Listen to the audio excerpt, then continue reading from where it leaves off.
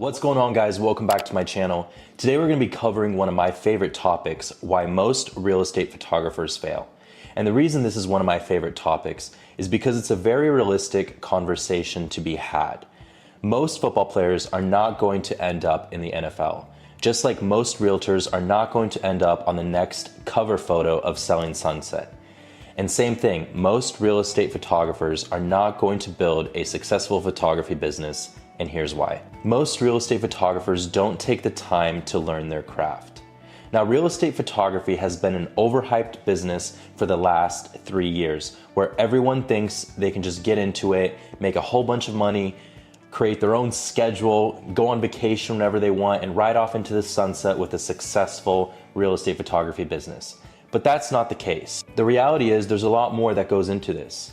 Not only do you have to develop an eye for real estate photography, but you also have to learn the ins and outs of your camera, as well as all the other services that come with real estate photography, such as shooting video, shooting aerials, creating 3D tours, creating floor plans, and editing everything. These are all services that you need to excel at to build a successful running real estate photography business. And the reality is most real estate photographers aren't willing to put the time in to really learn the craft of all these services and systems. Another reason why most real estate photographers fail is they don't think business. Now, I've talked about this before. Most photographers that I see get into real estate photography think of themselves as a creative individual or just as a simple photographer. And because of that, their rates are very low. They hand out discounts left and right. And sooner or later, life is gonna hit you with a bill that you can't afford to pay. And this venture of a business that you set out on has proven not to be as successful as you thought it would be. And sooner than later, you will walk away from real estate photography. The final reason why most real estate photographers fail is because they lack the patience it takes to grow a successful business. We've heard the saying before, Rome wasn't built in a day. And that's true for any successful business today, and it's true for whatever situation you're currently at with your business. It takes a lot of time to not only learn about all this photography stuff, but it takes time to network, for people to learn about your business, and for clients to come knocking on your door. So you see, everything is a waiting game, and most real estate photographers aren't willing to put the time in and play the waiting game to see what the seeds that they've planted grow into. But I promise you, if you're a real estate photographer and you put the time in to network, if you put the time in to post on social media every single day, if you take the time to connect with new realtors every single week, I promise you, you'll do well. But if you're a real estate photographer who is just chasing a paycheck, I promise you, sooner or later, you will be among those real estate photographers who failed in this business. Back with another episode of Key Factors Podcast, Real Estate AF. I'm your host, Mark Jones, and we are powered by ReviewMyMortgage.com, the largest index of mortgage programs in the nation. And on the last couple of episodes, we got really in depth on finance and what's going on with the economy in the United States, the debt crisis. We looked at the debt clock and educated you guys on some of the nuances that are and should be pretty important to us as consumers, real estate professionals, and all the above. But today, I wanted to dive into a topic that most probably are not even thinking about at the moment, which is this NAR lawsuit and how it could affect others in our industry and attached to our industry. That being said, photography.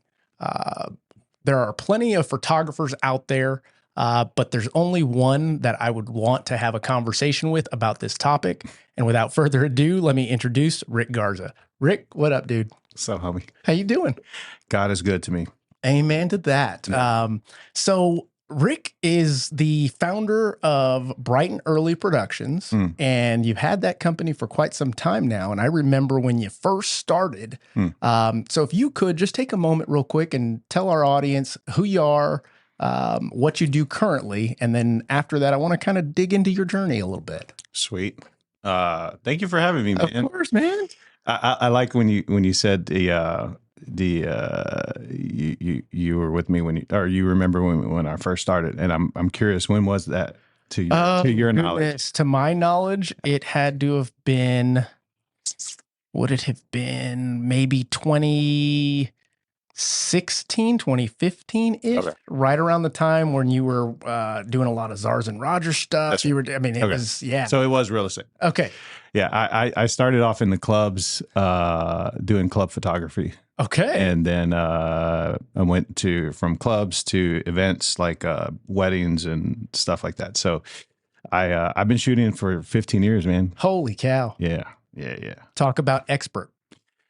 Trial and error. I've practiced a lot, you know. And you know what? Let's relate that to law practice. Yeah. A doctor's practice. Definitely. They don't call them experts. They don't call them perfect. Yeah. It's always a practice, a student to the game concept. Absolutely. But all these folks who you are and the company and all that good stuff. Yeah. So like you said, we're a media company that focuses on real estate. So the reason why that's important is because in the last 5-7 years, we've had to adopt things as standards, right? So like 3D tours, video, and even social media videos like snippets. Sure. Some of those are like unavoidable. You have to do that. So it's beyond just photography, but we're hyper focused on real estate because, like you said, to master something specifically, it took 10,000 hours on just one thing. Right.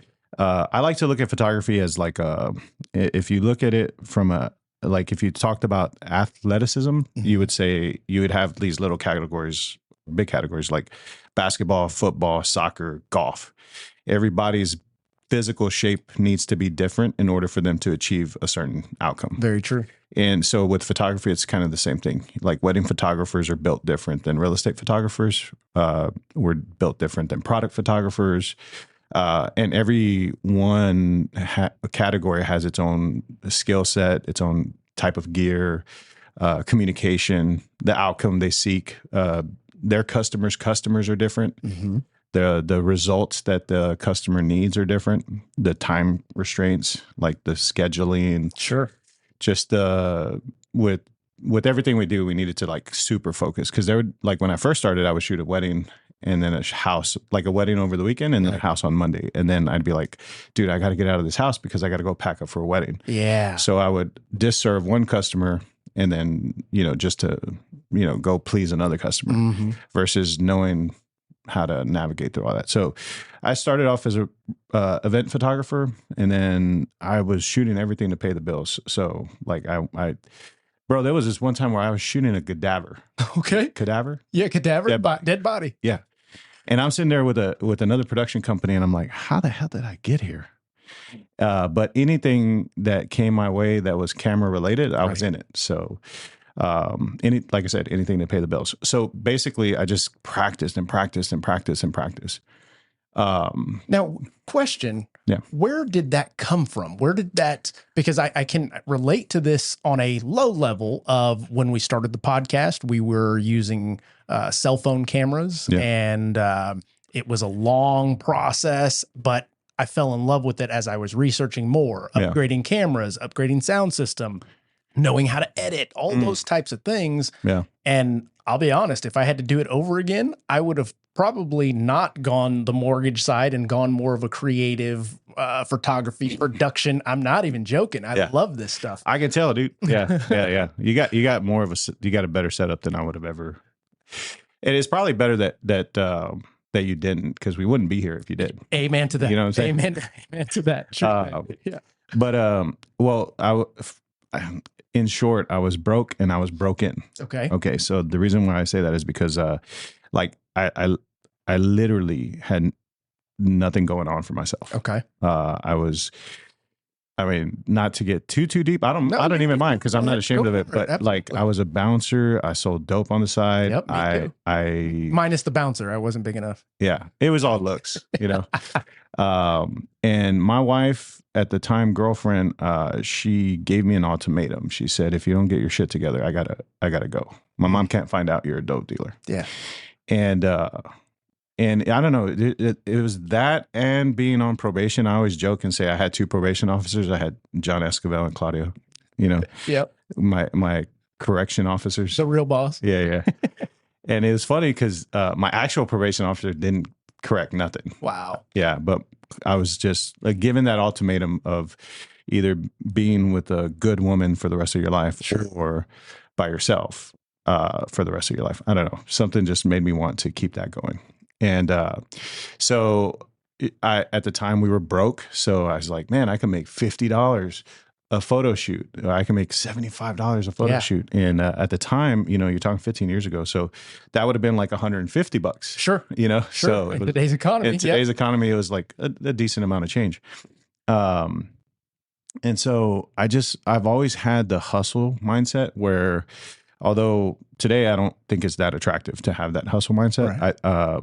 Just because I'm 40 now. Sure. Right. With a kid and stuff. But anyway, so I used to always have that flip mindset where if I buy this and then how much money can I make off of this little baggie or this little product or whatever. Right. And it's funny that I've spoken to many expert realtors, lenders, other trades. Yeah. But a lot of us started that way. And it's the idea of learning sales, even though it was illegal at the time. Yeah. It still gave us a backbone or a foundation of this is how you make money from nothing. That's right. Yeah. So I was born and raised in the projects, Victoria Courts specifically. So I was like 10-ish or something. Things happened with our family. Like we lost some family, a relative, and basically we just kind of like from there just either progressed or moved out, you know. But it's just always been, as a kid, I was always around it. Right. So it's all I knew. I didn't have a dad to be like, hey, stupid, stop. I had an uncle later in life who became a Christian, and then he started like telling me scriptures and stuff. So I think that later in life, especially, you know, in your 20s, you start to realize like, dude, I got to do something because all of my homies are literally either dying or in jail. Right. Right. So, So anyway, to how I got into the photography, that was the only other thing that I was addicted to. Okay.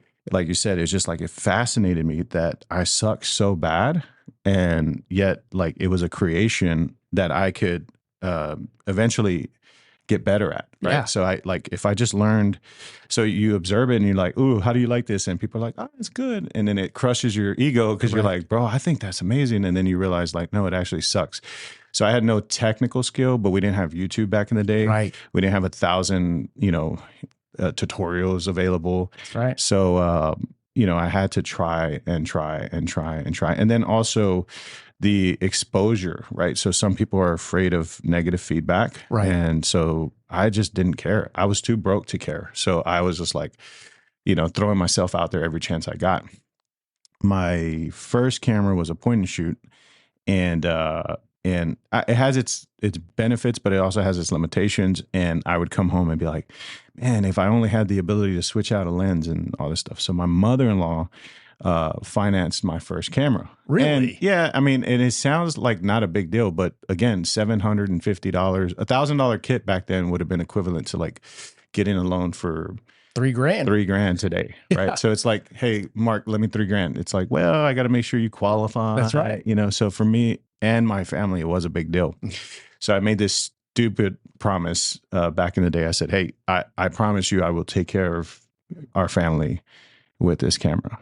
And I had to do it, man. How freaking cool is that? Yeah, it's pretty cool. I mean, at the time, you're probably very scared or not because there wasn't that restrictor just yet, but it was something that now you can look back on and go, holy cow.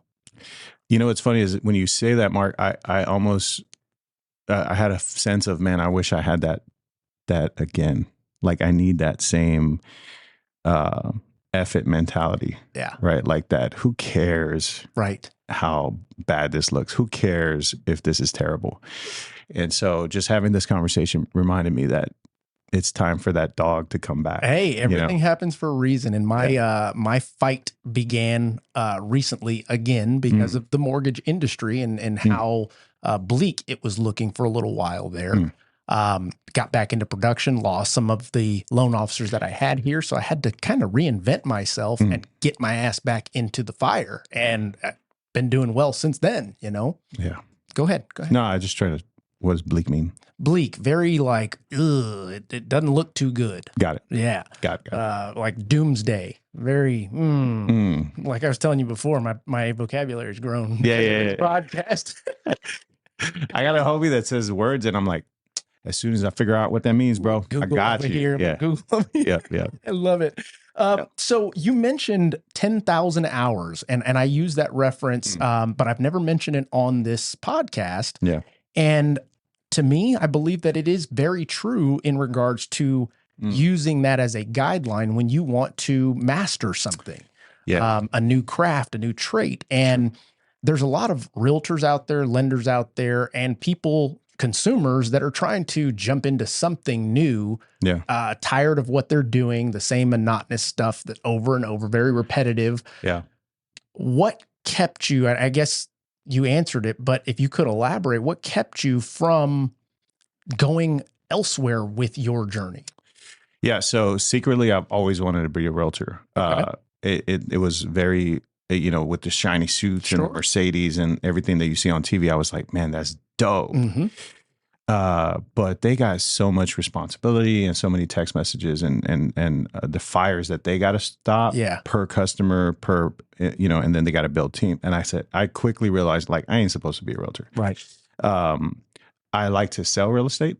I like the taking something and that looks like nothing, because I can relate to that, right? Sure. But like I walk into a property that people are just like, it's just a 2,000 square foot, $250,000 house. Right. And I'm like, bro, that's somebody's mansion. That's right. So I like the challenge, and there's so many, and it's not just photography. It's like business in general, right? Because you could take my words and literally apply it to every type of business. But like, it's not just about the thing that you do. It's the stuff that makes the clock tick. Right. So it's, I was talking to somebody recently, and they kind of blew my mind because it hit me really hard when I heard this. It's like not just about knowing how to tell time. It's about knowing what makes the clock tick. So the photography is just what we do. The reason why we do it is the bigger thing to focus on. So death, divorce, promotion, demotion, job placement, job loss. There was countless times where, I walk into a situation in a home and there's holes on the wall, and I already know what's going on, and I know that these people are either separating or have separated, and this is the last binding thing. Correct. And so it takes so long to get it sold, whether they have to renovate it to get it up to market, or they have to, just finalize the divorce or the finances. So so again, like knowing what makes the clock tick was way more of a driving force than just the actual thing that I do. Right. And the minute I realized that, it was funny because I could never walk into a house the same. Right. You mentioned Czars, and there was this one, house, and I hate talking about it because it always gets me emotional, but there was this one house where the child was, ill, and he was attached to a machine, and the family had good success. They had good money, so they got a bigger house, 2-story house. They got the bigger house, and then the child lived on the second level. Right, his room was upstairs. Well, then he got sick. When he got sick, he got attached to the machine. So now what do they have to do? They have to sell the house, the 2-story house, to get a 1-story house because he's attached to the machine. This was the third time the house had been listed. We were the third team. Third crack. Yeah. Yep. We were like the last or the next chance to get this thing sold. Sure. And so before I start a project, typically if I know it's like high urgency or really tough, I go, well, let's see the photos. And dude, the photos were terrible. So the photos being terrible, along with the price being too high. Price being too high meant that the realtor didn't have that confidence to say, hey, this is where we need to be priced to begin with. Because if we're priced right, then we're in the game.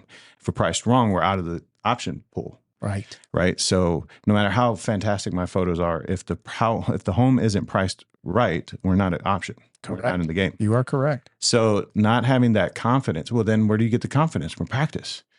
Where do you get the practice? 10,000 hours. That's right. So there's all these little facets behind the what you do.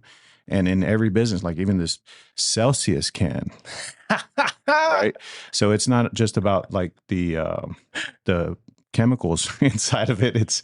It's like the mission, the drive, the purpose. You know, there's probably somebody fired up about some reason that's so bad that they had to make an energy drink. Right. You know, that's only $2, you know, with 200 milligrams of You're caffeine. the man. That's awesome. Yeah. So that being the case, I mean, we're looking at all of the changes. Yeah. So now that we've talked about your journey thus far, Well, you know, the other part to it is like the photography, like what we really do is sell. So there's two things we sell. We sell vision. Okay. And then we sell time. Right. Okay. So what I mean by that is like, as far as vision specifically, it's like, this is what you could own, right? This is the life that you could live. Yeah. This could be your living room. This could be your theater. This could be, do you remember I shot your house? Absolutely. Yeah.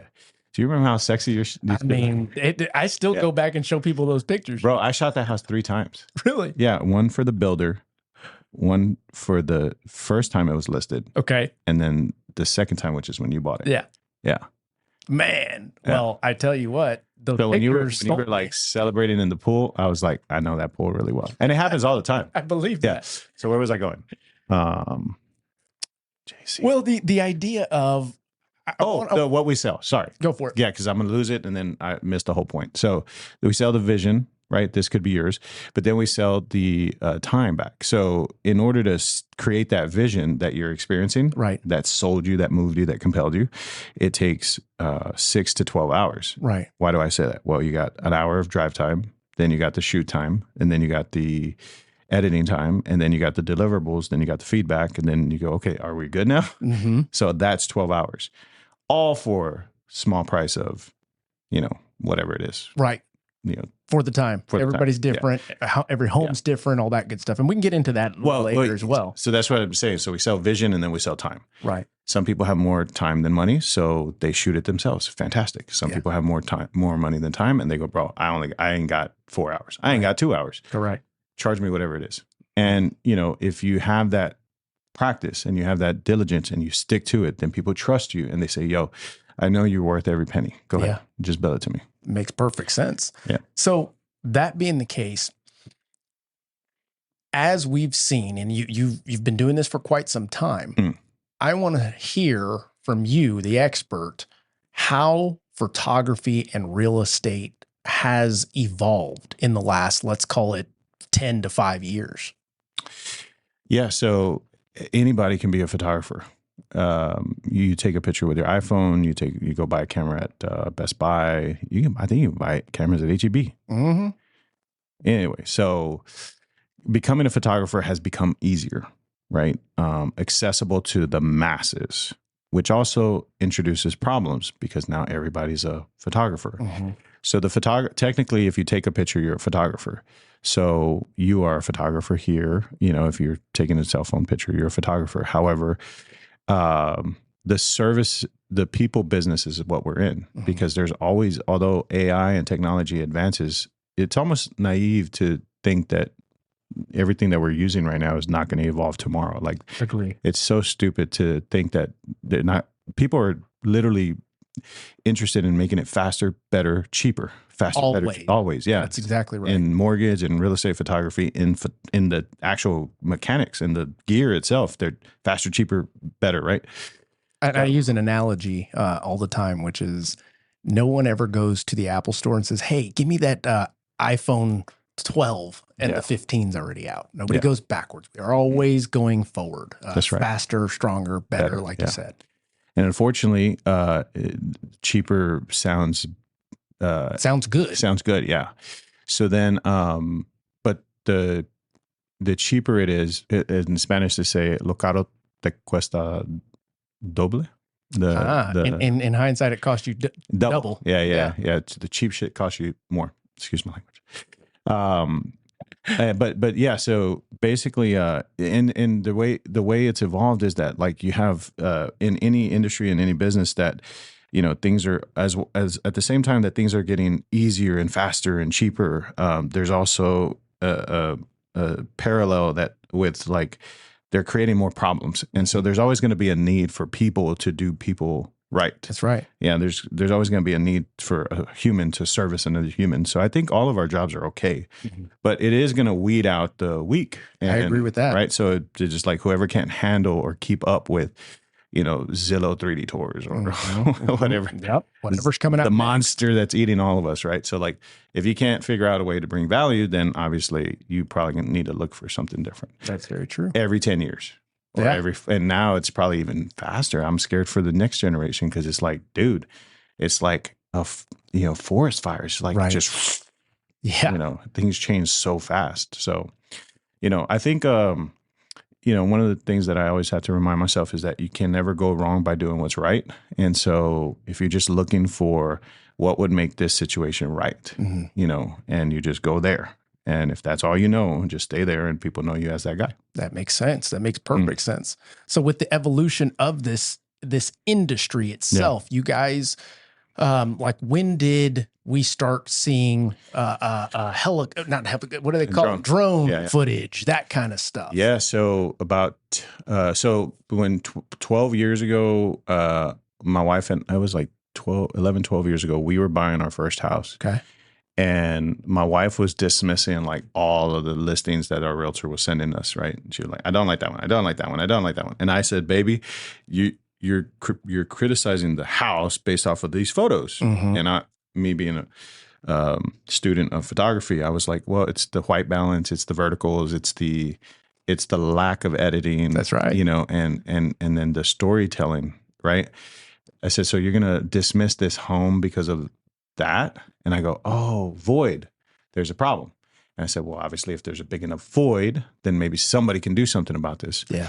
And so I started asking for feedback. I was like, yo, why do y'all do, I talked to a realtor and I was like, why do y'all let this crap on the internet represent? And it was $100,000 house that we were shopping. Like we were looking for $100,000 house. It wasn't like a mansion. It wasn't a baller house. It was $100K. But to us at the time, that was the max that we can afford. Right. And it would come from the hood. So it was like, we made it. We made it, right? But they were not anybody specifically, but they were treating it as a, just $100,000 listing. Right. And I said, dude, that's a problem because there's a seller on the other side of this struggling to get this thing sold. So true. Right. And then there's a buyer that can't connect. And I was like, bro, y'all don't see the big enough problem. This is a problem. Yeah. So I said, I'll do something about it. And it was like, good, $50. And I was like, what? Wow. Well, how am I going to compete with $50? Right. How am I going to shoot a house for $50? And at the time I was just like that, like just defeated instantly. But then I go, well, if I shot 10 of these a day, 50 times 10 would be $500 a day. And I didn't know what made the clock tick. I didn't know all the mechanics behind it. And at the time, I didn't have that many customers. So it was just like, yeah, it took me 7 hours to get this job done. Of course, $50 is worth it, right?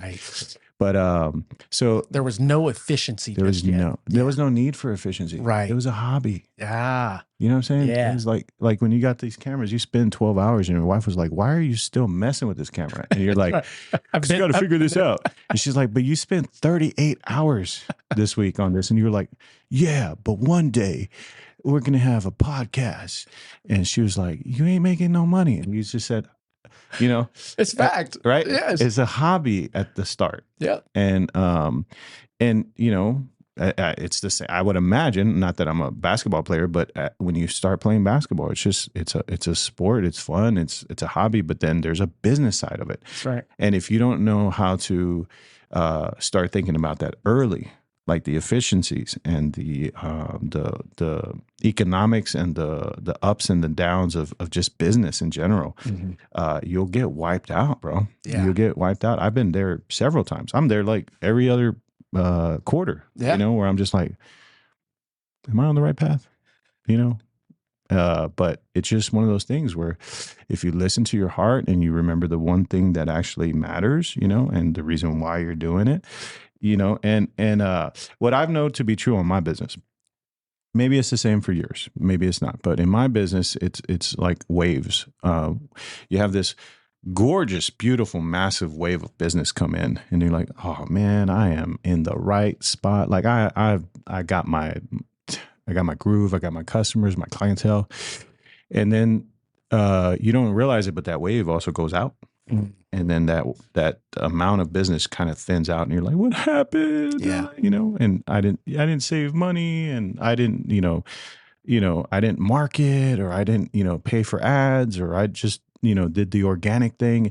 So every season there's like a rush of business, and then it's crickets, and so it's very tugging on your heart and your emotions. Your family's going through it, and then at the same time you have to motivate your team. Sure. But then you have to have enough business to build a team. That's exactly right. And then they go, and then the wave goes out, and you're like, "Hey, stick around, bro. I promise it's going to be awesome." So you have peak seasons, you have off seasons.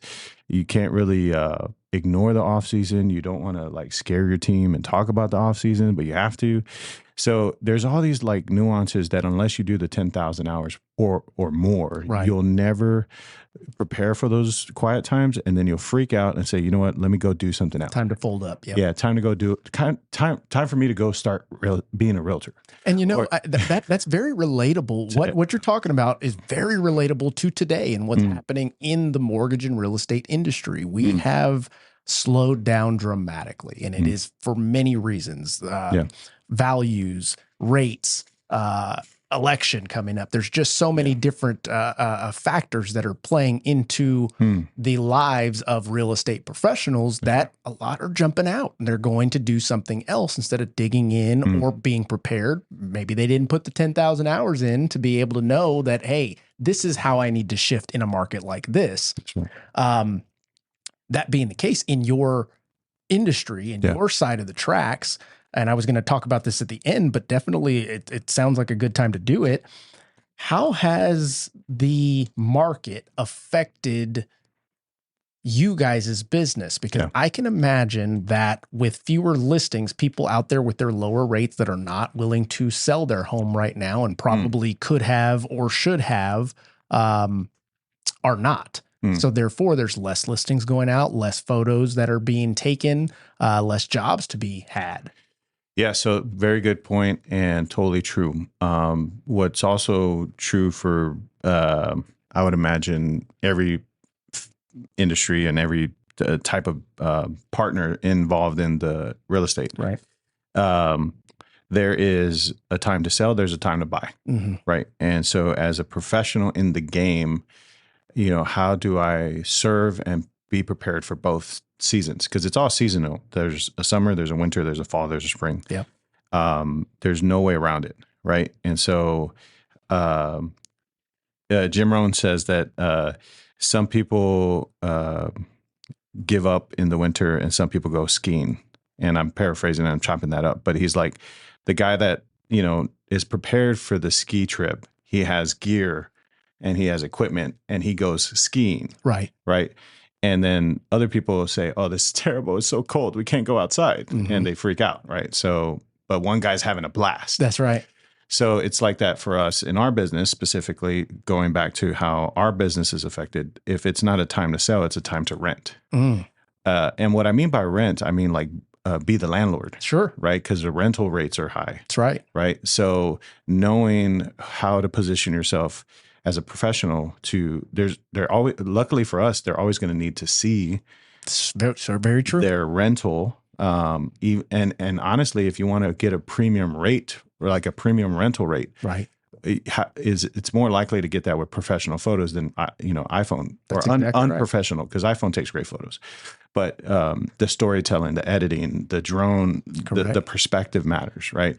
And so it's like it's a metaphor of life, a metaphor for life. Like perspective really matters. So when you mentioned the drone, like the reason why that became so popular or so in demand was because there's only a certain way that you can communicate how big the lot is. Sure. Or how much privacy you have behind your house. And you could try to do that from a ground level, but there's a better way. And if you get at 100 feet or 200 feet, you can really emphasize on that privacy. And it puts it in perspective. I like that. Yeah. And also the design of the pools. Sometimes that matters, right? So like if your home is $200,000 above your comps. Right. Why?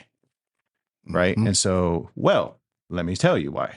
and you can grab a drone and hyper focus on that intricate design that the landscaper, or I don't know what they're called, whoever they are, but yes, the people that design yeah. the concrete and the design of the whole thing.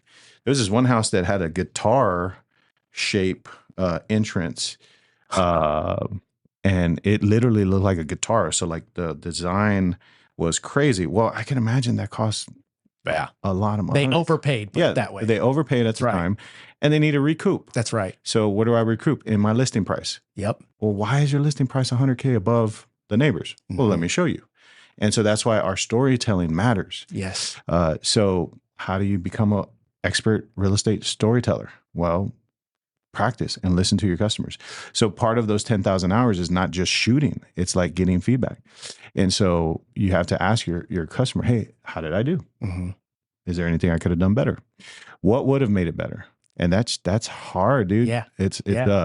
It's a conversation that I'd rather not have. Well, most would rather not have it, but those that are seeking growth and those are seeking the higher level of success greater than the average, which it doesn't take much to be extraordinary. It's just a little extra, as they say. Yeah. I'm not saying that it gets easier to take that constructive criticism, but they are definitely inclined to continue to getting constructive criticism. Myself, I'm open to it always. I don't take offense to that, especially if it's coming from a good place, you know? Yeah. And with you asking for direct feedback, I mean, it's not only do you get to see your own work as you're completing it, but you also have a direct feedback source, which is how long is it going to take? How long did it sell? Yeah. That's right. And so when you get that post where it's like, offer accepted or offer made, closed in 30 days, clear to close. And you see that you just shot that house like 30 days ago or 20 days ago or, a month ago. It's like, okay, I did good. Yeah. But then when you get the feedback, like, man, I can't figure it out. I have no showings. You're like, wait, that's the house that we shot 4 months ago. What was that house again? And I start looking it up and I go, well, it's in Redbird Ranch. That's far as. Yes. That's far. I'm like, ain't no Stone Oak agent trying to drive to Redbird Ranch right now. That's right. So I usually will say, did you do a 3D tour? No. Okay. So where are you at with this listing right now? Are you about to lose it or are y'all good? They said, well, why do you ask that question? Well, cause if you're about to lose it, we need to do something now. Yeah. Right. And they said, no, I'm good for another year. I'm like, okay, well, what do you want to do? You want to ride this out and see what happens? Or drop the price. Or you're going to drop the price. And see, that's what I'm saying, bro. I get so fired up when I'm like, okay, so you'd rather drop the price $40K. Right. Than to invest or get some feedback. That's right. Like, yo, bro, what could I do? Oh, what didn't I do? Right. The first time I listed it. Well, this brings up a good topic. Briefly, I'm gonna get so much heat. That's okay. Yeah, that's what this show is for. A lot of folks have come on here being very transparent, and I think it has increased their value in the market because people know that they can stand behind what they're saying. Yeah. And it's not coming from an emotional only place. It's very logical behind it. Right. Like I tell you this, Mark, the other, like, I guess cause I'm getting, how like when you turn, I don't know if they say it's like 60 or something, but when you turn 60, you just don't give a fuck. You don't give a fuck. Yeah. I think I'm 60 and I'm creeping up there in my right head. there bro. with you. Yeah. I'm just like, bro, I get, because it's so much, like, I guess if you throw yourself out there so much sooner and so often, you're going to get there faster. Right. So like in my head, bro, I'm an old man. Yeah. And, anyway, I say that because it's like the other day, somebody was like, well, how much does it cost? And I was like, dude, you're asking the wrong question, bro. And, because you get that question all the time, rightfully so. Like, how much does it cost to get all whatever you recommend, right? But there's a price and there's a cost. And in what we do, I'm like, the price of the service is this, but the cost is so far greater than the price. Like, you're about to lose your relationship with this client. Yep. Your commission is significantly more than what I price this service out for. That's right. Like, doing a price drop is so significant, dude. It's like, it's easier just for me to be awkward up front and be like, how much you want to list this for? Oh yeah, no. It's true. Right. Like, it's true. I think I would rather be like, hey, you want to do 100K more than what it should. Yeah, I don't want to mess up our friendship, bro. That's right. But there's like 100 other agents out there That'll go, yep. Oh, no yeah. problem. I'll list it and have no justification on the price, no comps, nothing like that. It's just, I want the business, not knowing that you taking that listing is setting up wrong expectations for the seller, for the next agent, for the people economy, absolutely. The economy, the neighborhood. It's true. Like, bro, you're affecting everybody. Yeah. It's not just the little, it's not the listing, bro. It's lives, right? It's like, I believe since COVID, and we were already moving towards this virtual world, more virtual than actual in person physically. And that's why I love this podcast, because we get to spend at least an hour with no phones and just rapping about stuff. Yeah. And since COVID, we realized that people, number one, are starting to work remotely more than not. Yeah. Number two, when you're remote, that means you can live anywhere. But if you're in another state, another country, you can't just fly over here to see these properties. So the next best thing is the quality and the magic in the photography or in the presentation of what it is, the story. That's exactly right. And giving perspective to that. And we've seen so many people, myself included, that have bought homes without actually going to them physically to be in the home. Yeah. This is how relevant the story is. I think it's Lidl.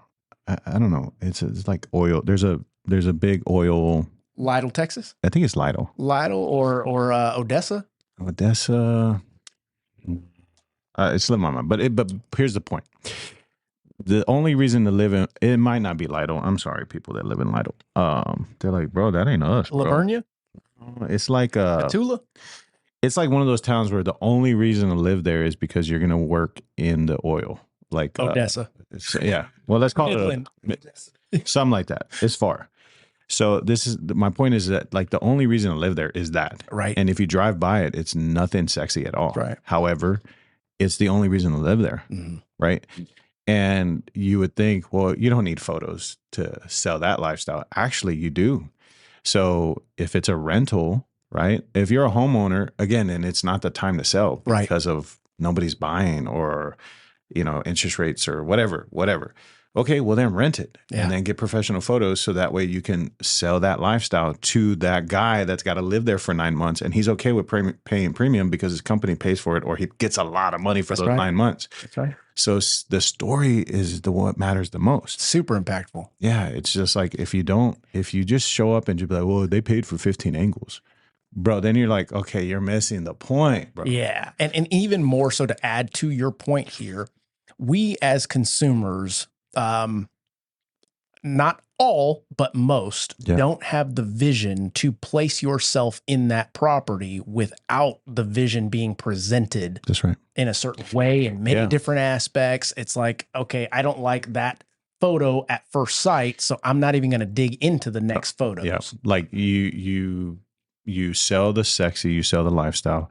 Nothing else matters at this very moment. Because if you can't get them past the photos, like, so I always say like the price is the most important, right? Because of the data being so pertinent, or is that the right word? Yeah, like the data matters the most on Zillow and these realtor.com, all these websites that are consumer driven. They're doing a big bulk of lead generation, right? So they're doing a hell of a lot more than you and I can physically do, right? So if I know that that's where the majority of my potential eyeballs are going to be, right? Your pool, my pool, right? I need to make sure I know how to maximize my time there or my space there. It's like real estate on their website. You're right.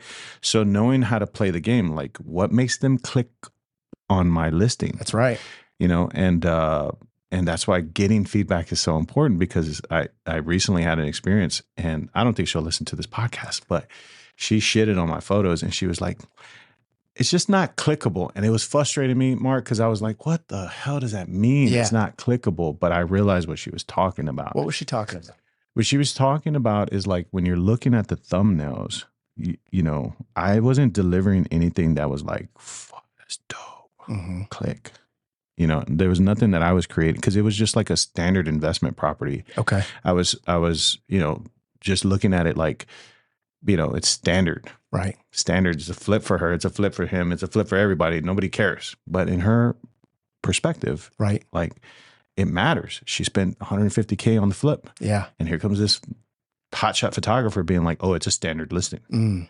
And so I wasn't trying to create a thumbnail that was clickable. So it was funny because I think God talks to me through other people. Absolutely. And I don't know. Anyway, it kind of reignited something where I was like, before I leave, did I make anything clickable or click worthy? You know, it's the same reason people show cleavage. It's the same reason why dudes are showing their thighs on leg days. It's just fact of life. You're like, what's going on there? Bro, Oscar De La Hoya's little weenie video. I haven't seen it yet, but I'm sure I hated that I clicked on it. But you know what I'm saying? His thing was like, I was like, what's wrong with this dude? But, you know, you clicked on it. They got you. Yeah. And then, because I'm like, okay, I'm not going to click on it. Okay, but I got to see more, right? Like, right. Is he all right? Is he on drugs? And then you go, he's just trying to create awareness for a good cause. Okay, got it. But he got me to click on it. Anyway, back to Zillow. That was a smooth transition is what we call that. Yeah. I say the stupidest things. No, and they're relevant. Okay, so in this interim, let's throw this up on the screen, JC. If you can go to reference 1. Homes listed with professional real estate photos sell quicker and for more money. This is why. And I want to just run through this real quick. And I would imagine that this is going to discuss some of the things that we've already chatted about. Yeah. So just like we touched on the storytelling, you know, angles matter, perspective matters. Like if you see that first photo on the top right, it's too dark. The verticals it looks like I'm looking at a haunted house. Oh yeah. So for $375, it doesn't make sense. I don't want to click on it.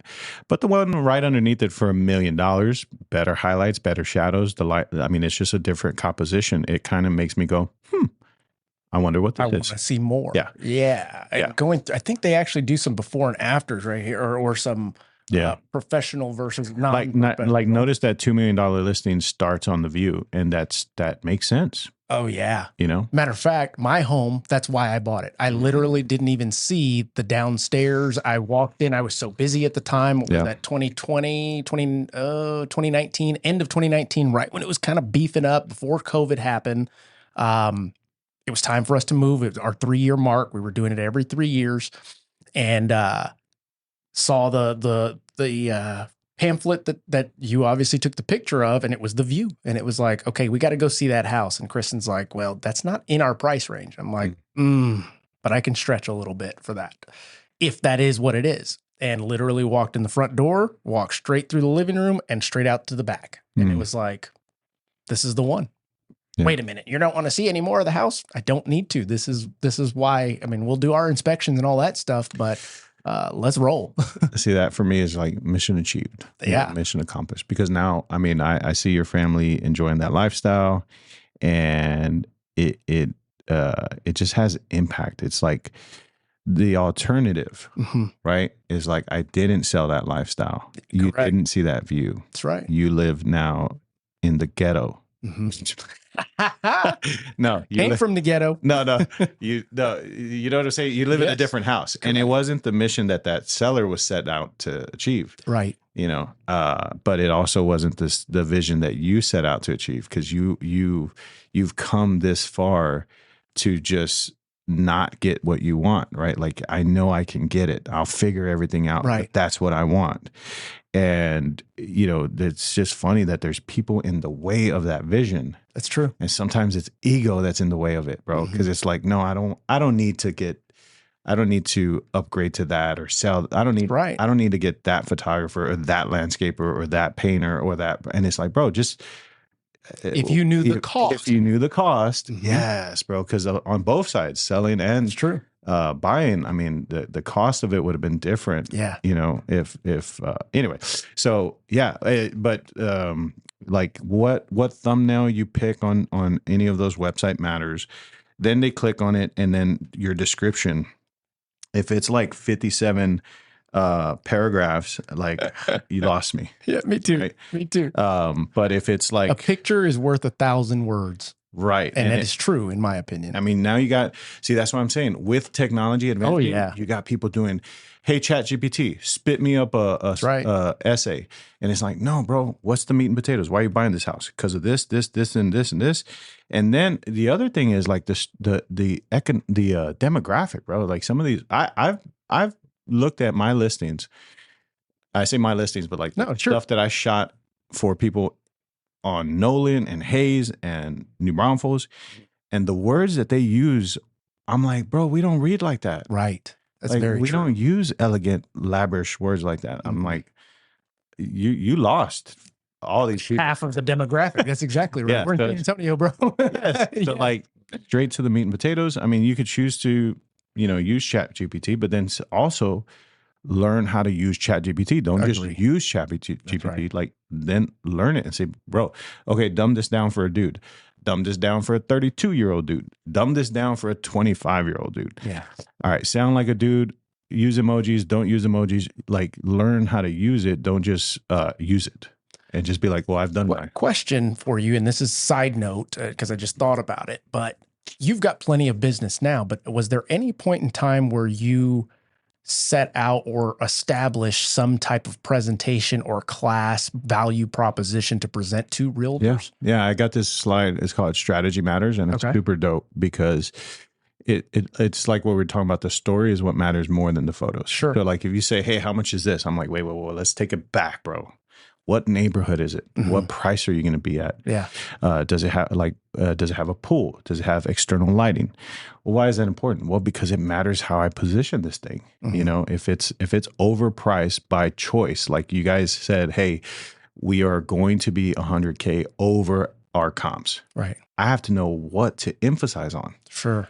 And if I don't know what to emphasize on, then it's going to be possible that I overlook it or it's not in my story. Yeah. So I have this process in my brain and in my company where I go CAs and EAs. CAs is a critical angle. Okay. EA is an emphasis angle. So a lot of times you need to emphasize on something, and a lot of times you don't have shit to emphasize on. So let's just connect the angles or make sure I at least cover the critical angles. Right. If you cover the critical angles, you can go live with critical angles, but you can't go live all the time with emphasized angles. Like, who cares if it has a fireplace? Right. What's the flow like? Yeah. How do I get through this house? How do I get I need to envision myself walking through it in these photos. That's right. And like I said, it's all a metaphor for life, because what's important in life in general, and you bring it into the photography, where did I come from? Right? Like, how did I, like, where's the entrance? Where's the, like, how did I get here? Where am I at? Okay, you are clearly in the living room. Mm-hmm. So what angle best says that story, right? Yeah. So like, where did I come from? Where am I at? Yes. Right. And then where am I going? Absolutely. Absolutely. That's what matters the most, in my opinion. It's exactly right. In life, but also in my process. Yes. You know what I'm saying? It's like where, how did I get from the kitchen to the living room to the living room to the kitchen room? So all those things apply because you're answering questions. Yeah. Basically, the better storyteller you are, the better answer to those people's questions you are, right? So it's like, how many people can I feed? Oh, so for example, like when one of the questions you asked was like, how has technology evolved? Well, 10 years ago, we didn't care about staging or virtual staging. Okay. 10 years later, if they got the time and the budget, I'm going to recommend actual staging always, first and foremost. Sure. But if they don't got the time or the budget, I'm going to say, bro, at least do virtual staging. Yeah.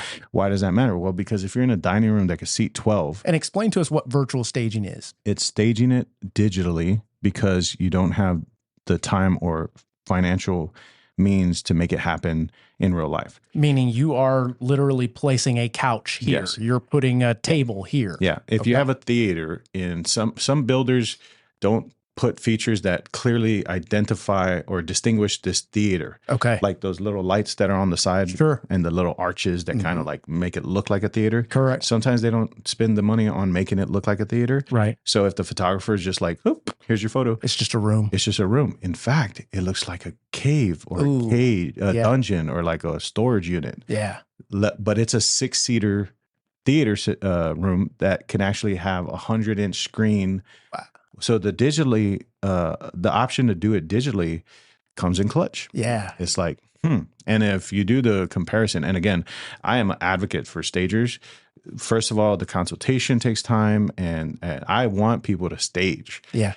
But I get it. Sometimes they're like, bro, I can't, there's nothing I can do. My hands are tied. Right. Well, at that point, I think as a professional, it's your responsibility to be like, there is another option, right?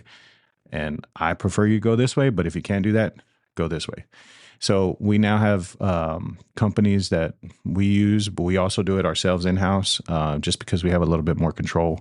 But when there's so much volume, sometimes we sub it out. But anyway, we have options for these people that, that they need to get it on the market tomorrow, and they don't have the time or capacity or the bandwidth to get it physically staged. So that's one way that technology has evolved. And so we introduced those services. Sure. The 3D tours wasn't a big thing 10 years ago. Today it's like, dude, I mean, especially with like people moving, getting a job at these tech companies that come into San Antonio. Sure. Bro, they have to buy today for a house that they got to live in like 7 months from now. Yeah. So like, how do I do that? How do I make that decision? Well, based on just photos, right? Do I have a homie that will drive from Stone Oak all the way to Somerset to show me a house? Probably not. Probably. Yeah, that's right. They're like, yeah, I'll go next Thursday. So essentially what we're trying and what that ends up doing is reducing the eyeballs, reducing the attempts, reducing the offers, lowering your sales price value technically, because it's not getting the same looks, the same feedback, the same painted picture that we as layman consumers need to see because we can't do it ourselves. That's right. And if you have the ability, bro, to position your listing, right? And a home run consists of 4 bases, right? It's like where you start, and then there are 3 others. And then, so if you cover all your bases, you're in the best position that you could possibly be. There you go. Yeah. Right. That's a great way to put that. But if you say, well, I'll just cover the first base. Okay. Well, it's going to, I mean, half-ass. It's half-ass, but also, I mean, you're decreasing your chances. Correct. Or your odds are against you now because other people are actually covering all 4 bases. That's true. That's true. Putting them, and it may not sell faster than others, but it is going to sell faster than the others that don't. Yeah. For so sure. your position, like as an expert, like how do you want to be positioning yourself? That's right. It's the same reason why you buy a Mercedes. It's the same reason why you buy whatever it is that associates you with the status that you're trying to claim. Correct. Right. So if you say I need this to do what I do best, right? Or I need this I need this house or this car or this process or this machine or this tool. That's right. Right. You don't always need a jackhammer, but there's a guy who always needs a jackhammer. That's right. Right. There's like, I never need a jackhammer, but there's dudes that can't operate without jackhammers. So my point is that like you need to know what tool do you need to sell and or to achieve the goal that we're trying to achieve. Sure. So if your goal is to list something, then it doesn't matter what you do. But if your goal is to sell something, then it does matter, how much effort you put into it. And there's agents, man. You talk about Gilly. Gilly's a great example. And damn, I'm gonna single this dude out and do it. Matter of fact, I'll play it back for him for tomorrow. Martin, he'll be hearing tomorrow. All your guests are like my clients are just homies, so they can be like, well, why didn't you like Whitney? Whitney, yeah. But you got so many agents who do it right no matter what. Right. No matter what. And it is the concept of I'm not settling for less. Why? Because this is what it took for me to get here. So why would I sell myself short trying to save a couple bucks when it's going to cost my customer, my seller, my relationship? Absolutely. And then, okay, well, now I got to take my kids out of private school because I haven't sold nothing in 6 months. Yeah. I mean, God, that's the extreme, right? But, if you don't do what you got to do, I mean, sometimes you don't necessarily need money to make money, but you just need to make decisions. Absolutely. And you need to like decide. So true. Right. And so JC, how we doing on time? It's 1 hour and 45 seconds. Holy cow. Okay. See, I told you, dude, I don't have a timer. It's just so always funny. right on the money. It does feel like 20 minutes. Like I said, it'll go by so fast. Yeah. Thank you for being before we wrap this up, I've got some stats that I want to go over and I want the listeners to hear this stuff. Let me see here. Okay. So utilizing ChatGPT the correct way, I asked it, using a professional photographer versus doing them yourself, what are the benefits? And this is based on actual data. And it says here, first impressions matter. According to a study by the National Association of Realtors, 87% of home buyers rely on photos as a key factor in their home search. High quality photos are often the first thing buyers notice, creating a strong first impression that can either make or break their interest in the property. Basically what you were talking about there. Let me go to number 2. Faster sales. Homes with professional photos sell faster. Redfin, a real estate brokerage, found that homes listed with higher quality DSLR photos, and that is DSLR versus iPhone, so to speak, sold 32% faster than those with lower quality images with iPhone or said other cameras. This is particularly important in competitive market where making a strong initial impression can result in a faster offer. Number 3, higher selling price. Professional photos can also help sellers achieve a higher sales price. A study from VHT Studio revealed that the homes with professional photographies tend to sell for higher prices. In fact, listings with high quality photos have been shown to sell for between $3,000 and $11,000 more than the homes with amateur photos. Number 4, perceived value, and we spoke about this. High quality photos help convey the value of the home. The buyers perceive professionally photographed homes as being better maintained and more desirable. This emotional response can translate into increased interest and potentially a higher offer. Sure. And then broader reach is the last one. In the digital age, being the time that we're in now, and as we mentioned, not going backwards, so we're only going forward and faster. Yeah. In the digital age, buyers often view homes online first. Bright and saved by potential. Bright and clear professional shots are most likely to be clicked on, shared, and saved by potential buyers. This increases the visibility of the listing and lead to more showings. Basically what you said there. And this is all data statistics. This is not emotion. It's all been removed from there. Yeah, because the important thing is to compare it to the alternative. Yeah. Right. So bright and airy, dark and or bright and clear, dark and unclear. Correct. Professional, unprofessional. The thing is what makes it professional, right? So it's like, training, courses, knowing what aperture is, knowing what your white balance is. I know all these things now. Showing up not smelling like weed, showing up not, showing up on, on a timely fashion. The deliverables being consistent, meeting the customer's expectation on the 37th house that looks totally different from all 36 houses before. Right. Being consistent, So it's like the reason why it sells faster is when you compare it to those who don't have a professional. Right. The reason why the reason why it sells for more is typically because you have a multiple offer situation. Yeah. Which is, if you ask any seller, hey, would you rather have one offer or would you rather have 10? They're always going to say, I'd rather have 10. Always. Right. But the agent that doesn't know what they don't know. And that's the problem, is that they might not have been in the game long enough to know that one offer isn't really nothing to get excited about. Right. That's very true. That is very true. It's almost scary if you only have one. If you have one offer, I'd be nervous. I'm right there with you, especially in this market. What website? Brighton Early? Brighton Early Productions is the website. Yeah. Productions.com. JC, if you can throw that up there, showing this beautiful home, nothing but beautiful pictures of homes. Rick shoots luxury homes to small investment properties. He does it all.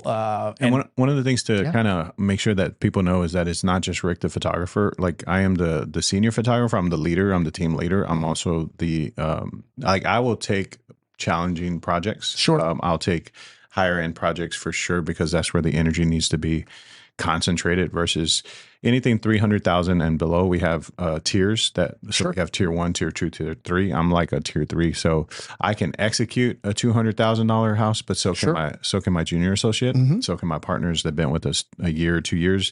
Any of us can do that. But when it comes to a project that is going to be challenging or going to be higher priced, you don't want to get a tier 1 associate to take on that project. So it's good to know that first of all, it's not just me. So that way, you don't have to wait for Rick's availability, because I'm probably not available tomorrow. Right. But we have 6 other guys that can shoot it. That's awesome. So we do have a team of photographers, a team of editors. We have customer service reps. So a lot of my challenge in my earlier years was that I wouldn't respond as fast as people need to know, hey, are you available? There's so many things to consider around it. Like, I would say yes, but then my previous appointment would be in Bernie, and then their appointment is in Austin. And I'm like, well, how the hell How do I be in 2 places at once? Yeah, like in 30 minutes, right? So we have customer service reps that kind of help keep the machine going. But yeah, if you follow us on our Facebook or Instagram pages, the beautiful thing is most of that is our team. It's not my work, because I learned earlier in the years that people were expecting what they saw. Yeah. And so we stopped posting my stuff because it looked a certain way. If you want that, you got to pay them. Yeah. Well, that, but also they're like, wait a minute. Well, because everybody has their certain level of skill, their practice, their expertise, their experience. So, to get a certain look, you have to do a certain thing. And that comes with time. That comes with experience. So it's like a barber, the barber knows your edge up, and the barber this is his first time cutting your hair, he doesn't know your hairline. Right. So he's like, what do you want? A ball fade or taper fade? Okay, cool. And then you get in, you're like, oh, you're not like that other guy. Why would it be any different on photography? That's exactly right. You know what Experience matters. Mortgage, right? Like, I mean, even in your process, absolutely. I've been with lenders that know, and then I've been with lenders that care, and I've been with lenders that don't know, don't care. And I'm like, man, the experience is totally different. Yeah. They either flood you with all the information you need. Sometimes they overwhelm you. Sometimes they stress you out. Sometimes they care. Sometimes they don't, but the person who's refined themselves, they know how far to go in and go out and guide you. They're more like guides. That EQ of knowing people and knowing the mannerisms and picking up on those things, along with parlaying your craft or your expertise with that. Yeah, it's the same in our business. So expecting a photographer that's been doing this for 1 year to execute like a photographer that's been doing this for 15 years is a little outlandish. Outlandish, yep.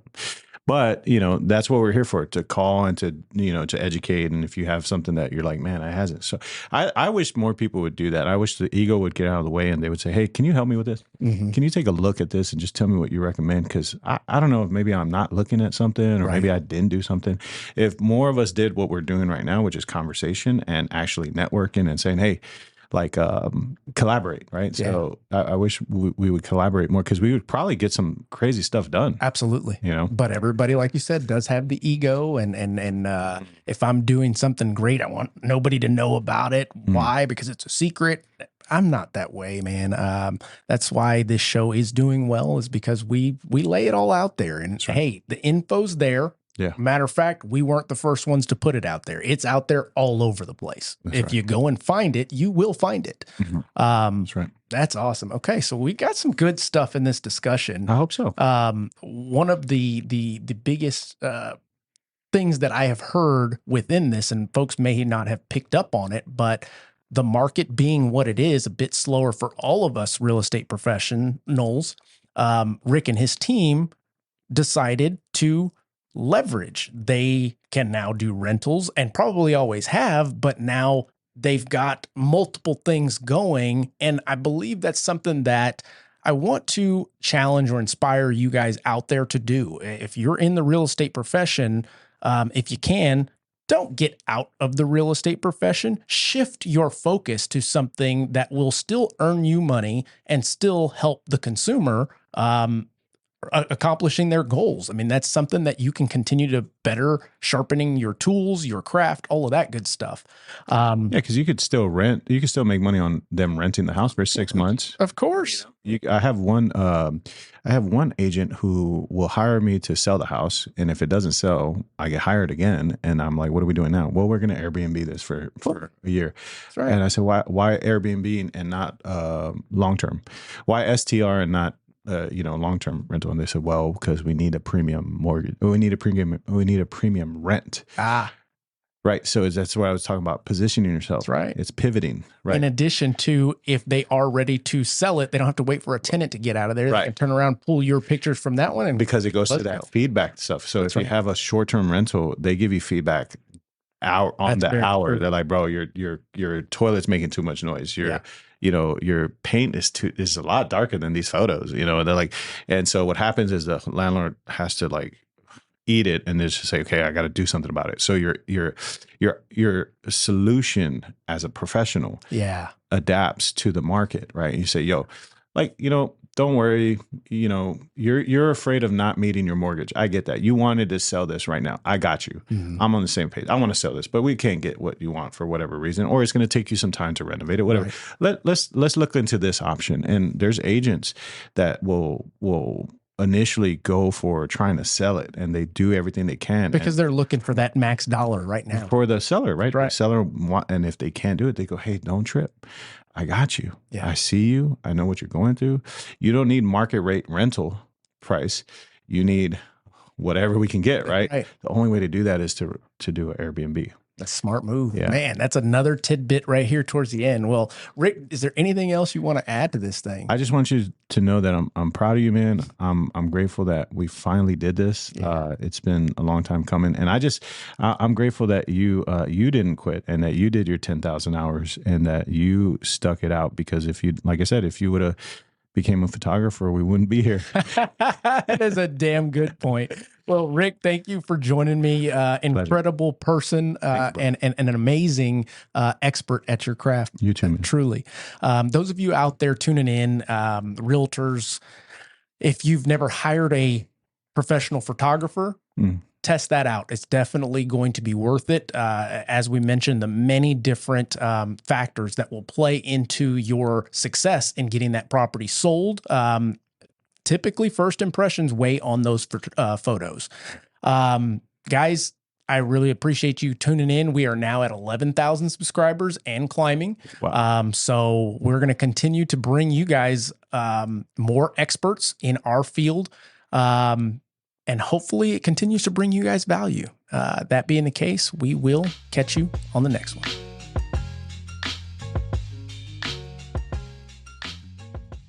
Are you tired of feeling overwhelmed and underinformed during the mortgage process? Look no further than reviewmymortgage.com. With our revolutionary Loan Smart tool, you can self-diagnose your particular criteria and access thousands of mortgage programs to educate yourself. Whether you're a first-time buyer, repeat buyer, or an investor, our website offers a wealth of information to help you make informed decisions. So don't go about buying, selling, or refinancing a home alone. Educate yourself at reviewmymortgage.com, the largest index of mortgage programs nationally, an educational website built for the next generation of future homeowners, just like you.